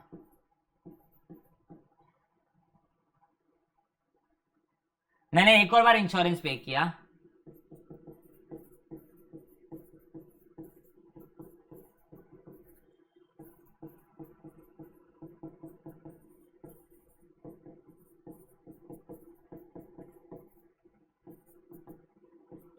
कितना पे किया? 1,00,000। अब इतनी राम कहानी टाइम पास करने के लिए नहीं बता रहा था, बहुत डिटेल्ड एनालिसिस दिया मैंने आपको। तो आपका कॉस्ट ऑफ एक्विजिशन क्या बनेगा? चलो अब आप कमेंट सेक्शन में मेरे को बताओ आपका कॉस्ट ऑफ एक्विजिशन क्या बनेगा। वीडियो पॉज करो, देखो यहां से मैं हट रहा हूं, देखो मेरा दिख रहा है, मैं कहीं गया नहीं हूं, दिख रहा है मेरा हाथ दिख रहा है, हाँ मैं कहीं गया नहीं हूं। वीडियो पॉज करो और डन। मेरे को बताओ कॉस्ट ऑफ एक्विजिशन आपके लिए क्या है, कमेंट सेक्शन में बताना वीडियो पॉज करके। अब मैं आपको बता रहा हूं कॉस्ट ऑफ एक्विजिशन क्या है। Cost of acquisition for this machine is, आपने परचेज किया, एक काम करते हैं, cost of acquisition of machine from Germany, आपने उसको परचेज किया, तो परचेज करते वक्त 80 लाख रुपए दिया। फिर आपने इंश्योरेंस लाया।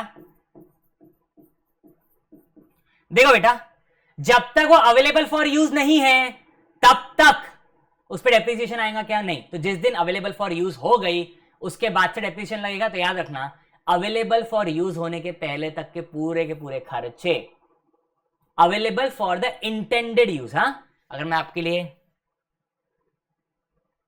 यहां लिख देता हूं एक चीज, अवेलेबल फॉर इंटेंडेड यूज, जिस पर्पस के लिए यूज होनी चाहिए उस पर्पस के लिए वो अवेलेबल है। ठीक है,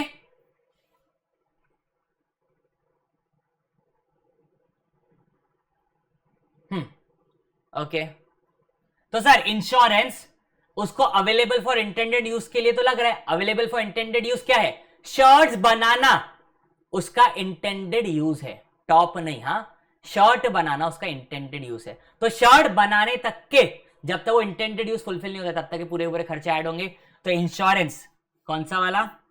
शिप का कितना है? 10 लाख। फिर आपने वापस ट्रांसपोर्ट दिया, शिप का ट्रांसपोर्ट 12 लाख। फिर इंडिया में पहुंच गए तो आपने इंपोर्ट ड्यूटी पे किया 16 लाख रुपए। उसके अलावा आपने फिर वापस ट्रांसपोर्ट पे किया, कौन सा? Road transport. कितना पे किया आपने? 2 लाख रुपए। यस। और उसके बाद आपने इंश्योरेंस भी पे किया। ट्रांसपोर्ट कितना है और इंश्योरेंस है 3 लाख। फिर मैंने सीमेंट का स्ट्रक्चर बनाया। तो जो सीमेंट का स्ट्रक्चर है ना, उसको बोला जाता है erection charges.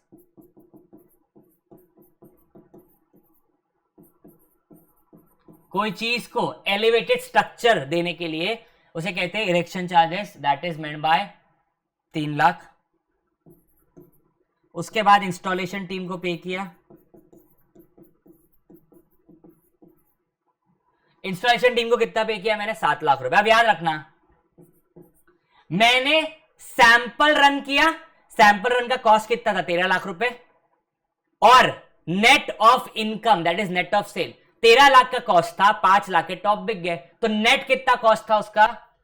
Net sample cost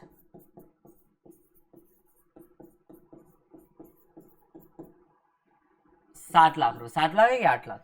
net sample cost 8 lakh रुपए। अच्छा एक चीज बताओ, मैं आपके सामने एक चीज बोलता हूं कि ये बेचने के लिए मेरे को कमीशन देना पड़ा 50,000 रुपए। तो कहना है से मेरा नेट कॉस्ट हो गया है 8.5, क्योंकि मैंने माल बेचा 5 लाख में, 5 लाख आए, 50,000 की कमीशन दिया। यस, तो मैं यहां लिख दूं सोल्ड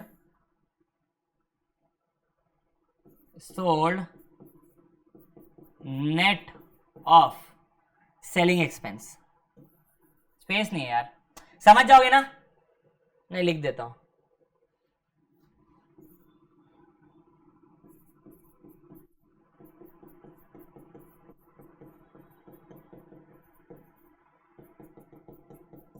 तो मैंने 5 लाख में माल बेचा, लेकिन माल बेचने के लिए दलाली देनी पड़ी, ब्रोकरेज देनी पड़ी। कितने की? 50,000 रुपए की। तो नेट कितने में माल बिका मेरा? सर नेट आपका माल बिका 4.5 लाख में। कितने में बिका? 4.5 लाख में। 50,000 रुपए का सेल है, लेकिन ब्रोकरेज कमीशन देना पड़ा 5 लाख का सेल है, और ब्रोकरेज देना पड़ा 50,000, तो नेट मेरे को कितना मिला 4.5 लाख। तो नेट कॉस्ट मेरा कितना हो गया 13 में इससे 4.5 गया तो 8.5।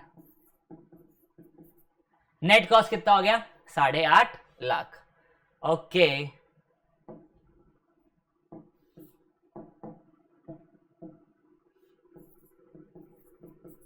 अच्छा सर, अब कहना है से ये सैंपल रन फाइनल हो गया, डन। अब इसके बाद मैंने एक और बार इंश्योरेंस पे किया, कहना है से यहां पे आके ये मशीन इंटेंडेड यूज के लिए रेडी है, उसके बाद का कोई भी कॉस्ट, उसके बाद का कोई भी कॉस्ट मशीन के अंदर नहीं जाएगा। Okay, so this 1 lakh will go to profit and loss debit, this 1 lakh will go to profit and loss के डेबिट साइड। तो आपका कॉस्ट ऑफ एक्विजिशन कितना हो गया 80, 90, 90 plus 12 plus 16 plus 2 plus 3 plus 3 plus 7 plus 8.5, 141.5 lakhs is my cost of acquisition. यहां तक सबको solid है कॉस्ट ऑफ एक्विजिशन। अब कॉस्ट ऑफ एक्विजिशन में क्या क्या नहीं आएगा, तो ये आपकी पहली स्लाइड रहेगी मेरे लिए कॉस्ट ऑफ एक्विजिशन निकालने के वक्त। चलो आखिरी रखते हैं, कोई बात नहीं, अब सबको समझ में आएगा।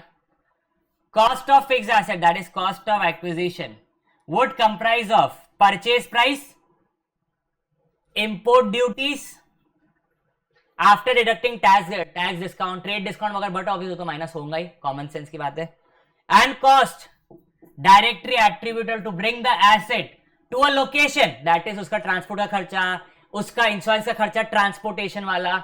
Yes okay, examples of cost directly attributable, cost of employ that is installation cost कहीं ना कहीं, cost of employ benefit arises directly from acquisition और construction of items. Okay, cost of site preparation, वो सीमेंट का structure बनाने के लिए, yes 3 lakh रुपए जो मैंने दिए। उसके बाद initial delivery and handling cost, okay, installation, ठीक है, ओके।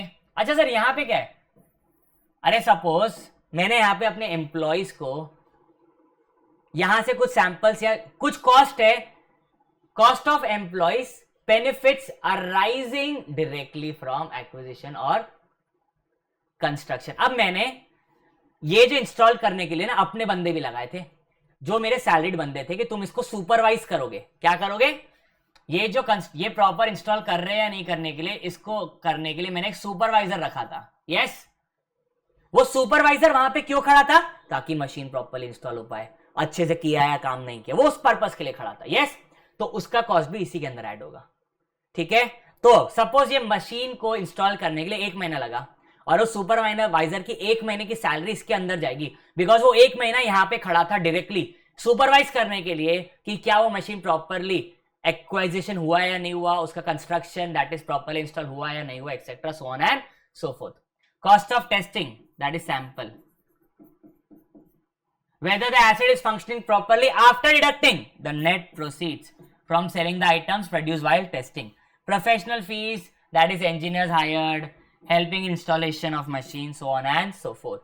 सबको समझा इतना बड़ा एग्जांपल क्यों दिया मैंने, you have the reason.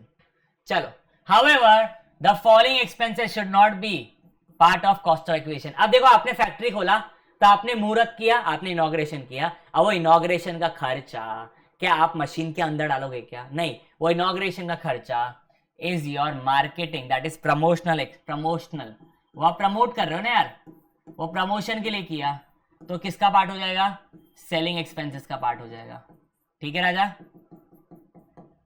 फिर आपने वही एडवर्टीजमेंट, ओके, फिर आपने अब मशीन तो ला लिया बट उसको ट्रेन करने के लिए स्टाफ को ट्रेनिंग देनी पड़ रही, उसका कॉस्ट क्या मशीन पे जाएगा क्या, नहीं, मशीन तो बोल रही है मैं इंटेंडेड यूज के लिए अवेलेबल हूं, तुम ही यूज नहीं कर पा रहे नालायक बेवकूफ, तो मेरी गलती है क्या, तो मेरे में कॉस्ट डालोगे क्या, तुम मेरे को यूज करने के तुम लोगों को ट्रेनिंग करवा रहे हो, तो मेरी गलती है, तुम्हारे पास नालायक लोग हैं, तुमको उनको नहीं आता बराबर चलाना मशीन, तो भैया वो ट्रेनिंग का कॉस्ट उसके अंदर नहीं जाएगा। बट याद रखना, once an asset has been brought to is intended condition for use and its location, आप उसके अंदर और कोई कॉस्ट ऐड नहीं होना चाहिए जब तक वो कोई मेजर रिपेयर ना हो, जब तक वो कोई मेजर रिपेयर ना हो, और वो मेजर रिपेयर तभी ऐड होगा मेजर रिपेयर। सुन लो बेटा,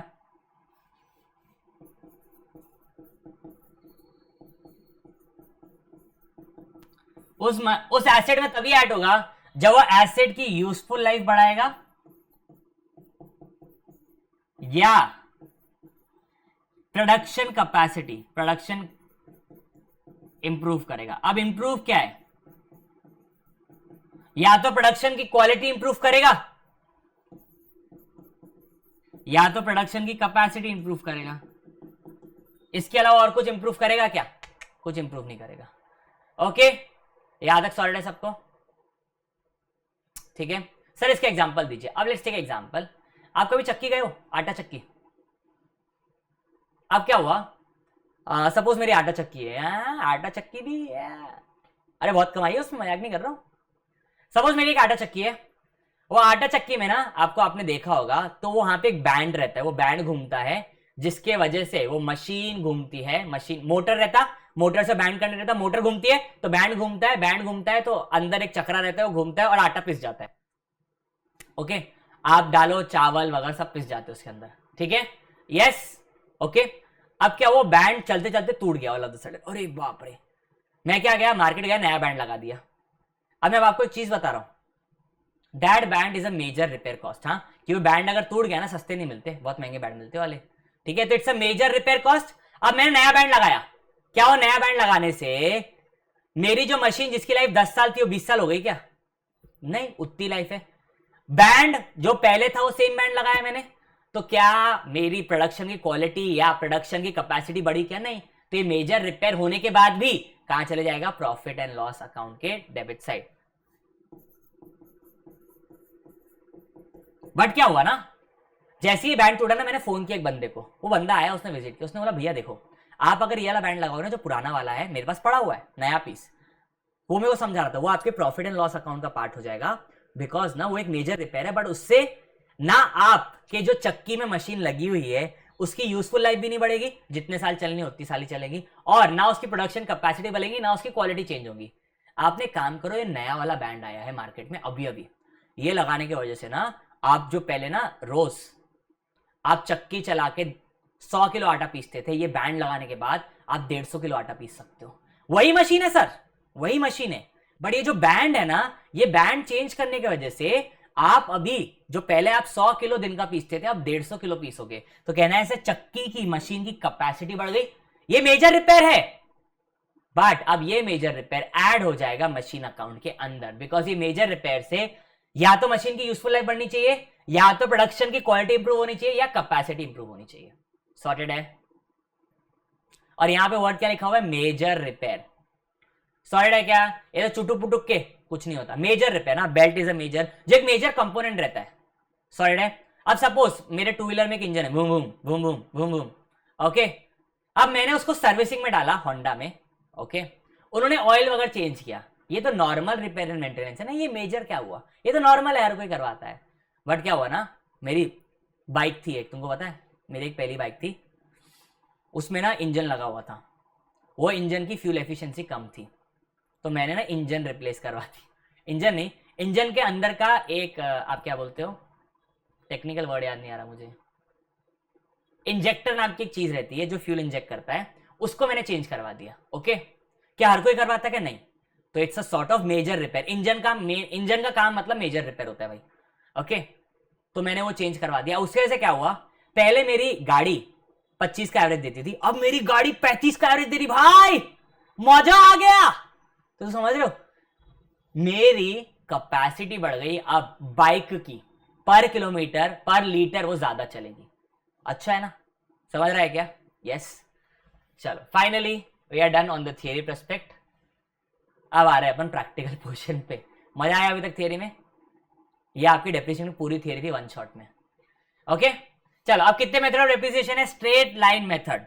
अब याद रखो, स्ट्रेट लाइन मेथड के फीचर क्या है? फीचर एक ही है, depreciation every year remains constant, remains constant. Clear? अब ये आपका depreciation results into a constant charge over the useful life if the residual value of the asset does not change, but obvious condition तो ये does not change होने वाली चाहिए। ठीक है, अब आता है आपका diminishing balance method. Diminishing balance method क्या बोलता है? पहले साल में सबसे ज्यादा डेप्रिसिएशन, फिर उससे कम, उससे कम, उससे कम, उससे कम, उससे कम, उससे कम। तो depreciation over the period of time उसका वैल्यू कम होता जाएगा। मैंने क्या कहा? डेप्रिसिएशन का वैल्यू कम होता जाएगा। डिमिनिशिंग बैलेंस मेथड मतलब कौन सा बैलेंस? डेप्रिसिएशन का बैलेंस, दैट इज डेप्रिसिएशन का अमाउंट हर साल आपका कम होता जाएगा। यहां तक सॉलिड है? यहां पे आपका हर साल सेम रहेगा, यहां पे हर साल चेंज होता जाएगा। ओके, और इसके अलावा ये मेथड है, ये आपके लास्ट डे में कवर होंगे। बहुत चुटुक पुटुक से मेथड है और बहुत इजी से मेथड है। मैंने आपको नहीं भी पढ़ाया, मैंने क्या बोल रहा हूं, आपको नहीं भी पढ़ाया तो आप क्वेश्चन करके कर लोगे, ऐसे मेथड है वो। ठीक है, अब सर रियलिटी में कौन सा चलता है? रियलिटी में चलता है डिमिनिशिंग बैलेंस मेथड, जिसका एक और नाम है reducing balance method,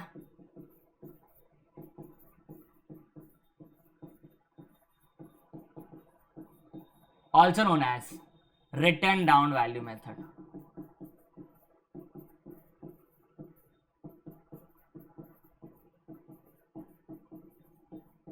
written down value method, तीन नाम है। ठीक है राजा?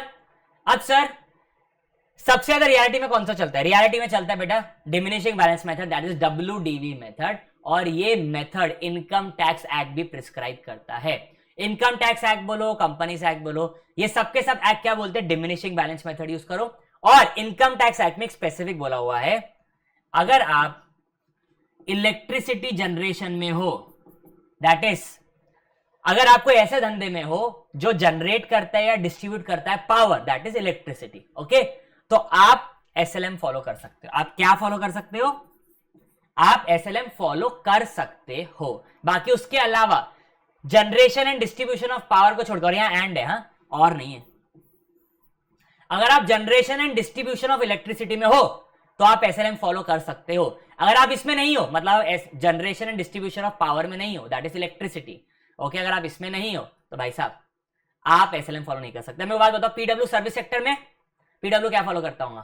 WDV। Reliance WDV, Adani WDV, except Adani का वो सेक्टर जो generation and distribution of power में, ओके।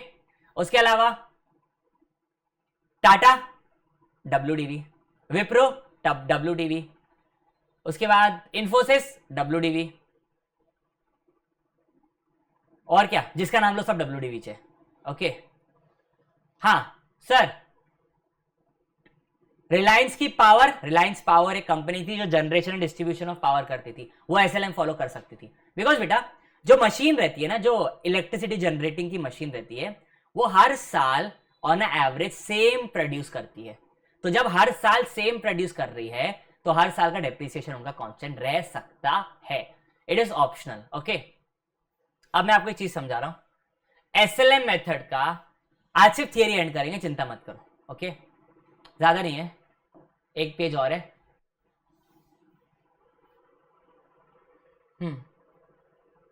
आज क्वेश्चन नहीं करेंगे, मैं क्वेश्चन आपके लिए पहले डिलीट कर देता हूं ताकि आप शांति से रहो। कल अपन क्वेश्चन करेंगे, कोई दिक्कत नहीं है। और राजा डेप्रिसिएशन एज पर शेड्यूल 3 दिन लिखा हुआ है, बट आई फील 4 दिन जाएगा वो,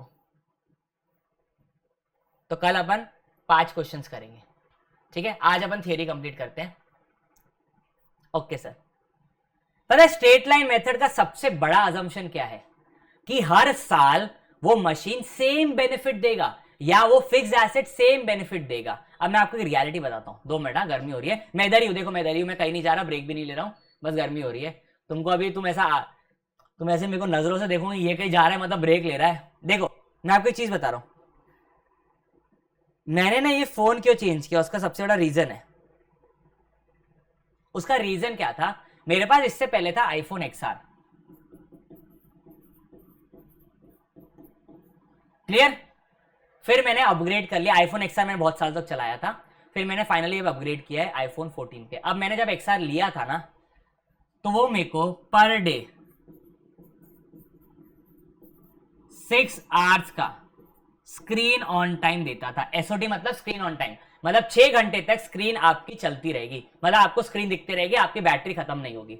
6 घंटे के बाद बैटरी उतरते जाती थी, तो बैटरी उतरते उतरते उतरते उतरते 6 घंटे तक मैं स्क्रीन यूज कर सकता हूं, मतलब मैं मोटा मोटी 6 घंटे तक फोन यूज कर सकता हूं कंटिन्यूसली। ओके, कंटिन्यूसली 6 आवर्स तक मैं फोन यूज कर सकता हूं।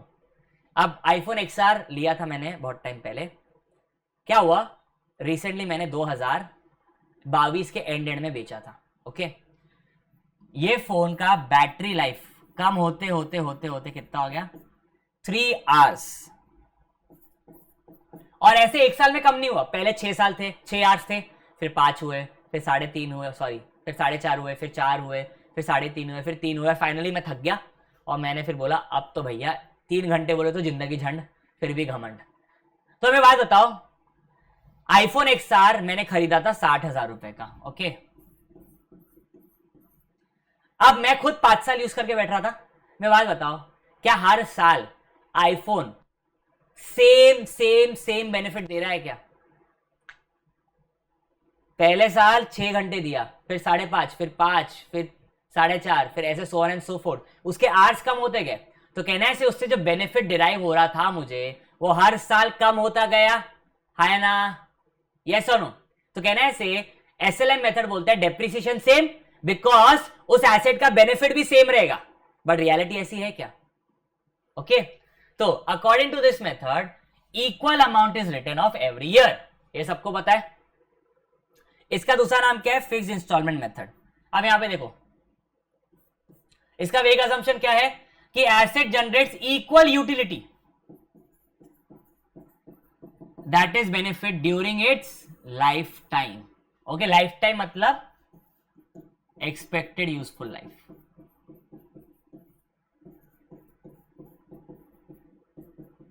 मतलब आपके हिसाब से जितनी उसकी एक्सपेक्टेड यूजफुल लाइफ है उतने साल तक ये आपको सेम बेनिफिट देगा। आईफोन में ऐसा था क्या? नहीं, पॉसिबल ही नहीं है भाई ऐसा होना। ओके, और दूसरा, जैसे जैसे एक मशीन पुरानी होती जाती है, जैसे जैसे मशीन पुरानी होते जाती है, उसका रिपेयर का कॉस्ट बढ़ता है कि घटता है? सर, उसका रिपेयर का कॉस्ट भी बढ़ता है। मशीन जैसे जैसे पुरानी होती जाएगी वैसे वैसे उसका रिपेयर का कॉस्ट बढ़ता जाएगा, हाँ या ना? अब देखो होता क्या है, SLM मेथड के अंदर हर साल का डेप्रिसिएशन 2 लाख अज्यूम कर लो, 2 लाख, 2 लाख, 2 लाख और 2 लाख। रिपेयर्स पहले साल 50,000 के थे, फिर 75,000 हो गए, फिर 1 लाख हो गया, फिर 2 लाख हो गए, फिर 3.5 लाख हो गए। रिपेयर्स का कॉस्ट बढ़ता गया एंड दैट्स द रियलिटी। जैसे जैसे मशीन पुरानी होती जाएंगी वैसे वैसे उसका रिपेयर का कॉस्ट बढ़ता जाएगा एंड दैट्स द रीजन मेरे पापा बेच देते 5 साल के अंदर। उनको लगता है रिपेयर का कॉस्ट 5 साल बाद बढ़ना शुरू हो जाता है तो पापा बेच देते हैं। ओके, तो repairs and maintenance will be low, low बोला, नो नहीं बोला, हाँ लो बोला है मतलब कम in the earlier years, whereas high as the asset becomes old. Asset may also have varying capacity over the years. पहले 6 घंटे की स्क्रीन ऑन टाइम थी, कम होते होते होते 3 घंटे पहुंच गई, indicating logic for unequal depreciation. वो खुद बोल रहा है ना कि यार यही रियलिटी है कि रिपेयर का कॉस्ट बढ़ता जाता है और दूसरा मशीन की यूजफुल लाइफ भी सेम नहीं रहती ना, तो ये रियलिटी है। तो कैन वी यूज SLM? इसलिए उसको इनकम टैक्स ने भी मना कर दिया और कंपनीज एक्ट ने भी फुर कंपनीज एक्ट के हिसाब से भी कहीं ना कहीं आपका WDV फॉलो होता है। ठीक है, तो अब आ चुका आपका WDV में एक फिक्स्ड परसेंटेज लगाया जाता है। किस पे लगाया जाता है? एसेट की कॉस्ट ऑफ एक्विजिशन पे। और याद रखना, अंडर दिस मेथड डेप्रिसिएशन हर साल कम होता जाएगा और आपका रिपेयर हर साल बढ़ रहा है। यस, देखो SLM में क्या होता था, डेप्रिसिएशन फिक्स्ड है, रिपेयर बढ़ता जाता था, है ना? एक टाइम के बाद ये पैरिटी पे थे क्या? नहीं। बट WDV में कितना अच्छा है, देखो ये आपका डेप्रिसिएशन है, ये आपका रिपेयर है। आपका डेप्रिसिएशन कम होता जा रहा है, आपका रिपेयर बढ़ता जा रहा है, तो इसको बोला जाता है this leads to equal distribution of cost, मोटा मोटी equal distribution of cost. Okay, देखो depreciation charge in higher years earlier और उसका रिपेयर कॉस्ट एक्सपेक्टेड हम मान सकते हैं कि कम रहेगा स्टार्टिंग के ईयर्स में, बट डेप्रिसिएशन फ्यूचर के ईयर्स में कम होता जाएगा और रिपेयर्स हम एक्सपेक्ट कर रहे हैं कि बढ़ता जाएगा। अब एग्जांपल के लिए यहां पे डेप्रिसिएशन लिख रहा हूं। पहले साल का depreciation let's take 5 lakh, year 1 rate of depreciation is 10%। दूसरे साल का 4.5 लाख, तीसरे साल का 4,05,000। अब इससे आगे मेरा मैथ्स कमजोर हो जाता है। ईयर 4 का डेप्रिसिएशन 3,64,500। मैं कहां से ला रहा हूं अमाउंट, आपको कोई लेना देना नहीं है, आप इस पे ध्यान दो। अब रिपेयर्स, पहले साल 10,000, नहीं पहले साल लेट्स टेक 1 लाख, दूसरे साल 1,20,000, तीसरे साल 1,60,000, चौथे साल 2 लाख।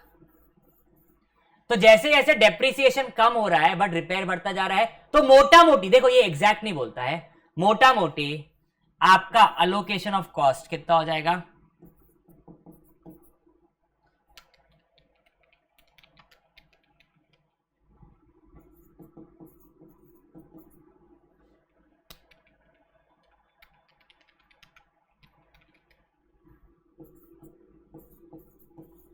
मोटा मोटी एक रेंज बाउंड रहता है कहीं ना कहीं आपका डेप्रिसिएशन और रिपेयर का टोटल कॉस्ट, ठीक है। And this is the reality, ऐसा होता है। बट एसएलएम में क्या हो रहा था, 2 लाख 2 लाख 2 लाख 2 लाख, तो आपका 2 + 1 3, फिर 2 + 1 20, 3 20। तो कहना है से आपका डेप्रिसिएशन रिपेयर मिला के हर साल अमाउंट बढ़ता रह रहा था, और यहां पे मोटा मोटी सेम लेवल पर रहेगा। मैंने क्या कहा, मोटा मोटी, नॉट एग्जैक्टली, ठीक है। तो this results in almost, not exact, equal burden in all the years of use of asset, as depreciation will reduce with increase in repairs while increase with every passing year. Okay, यहां तक solid है, पक्का।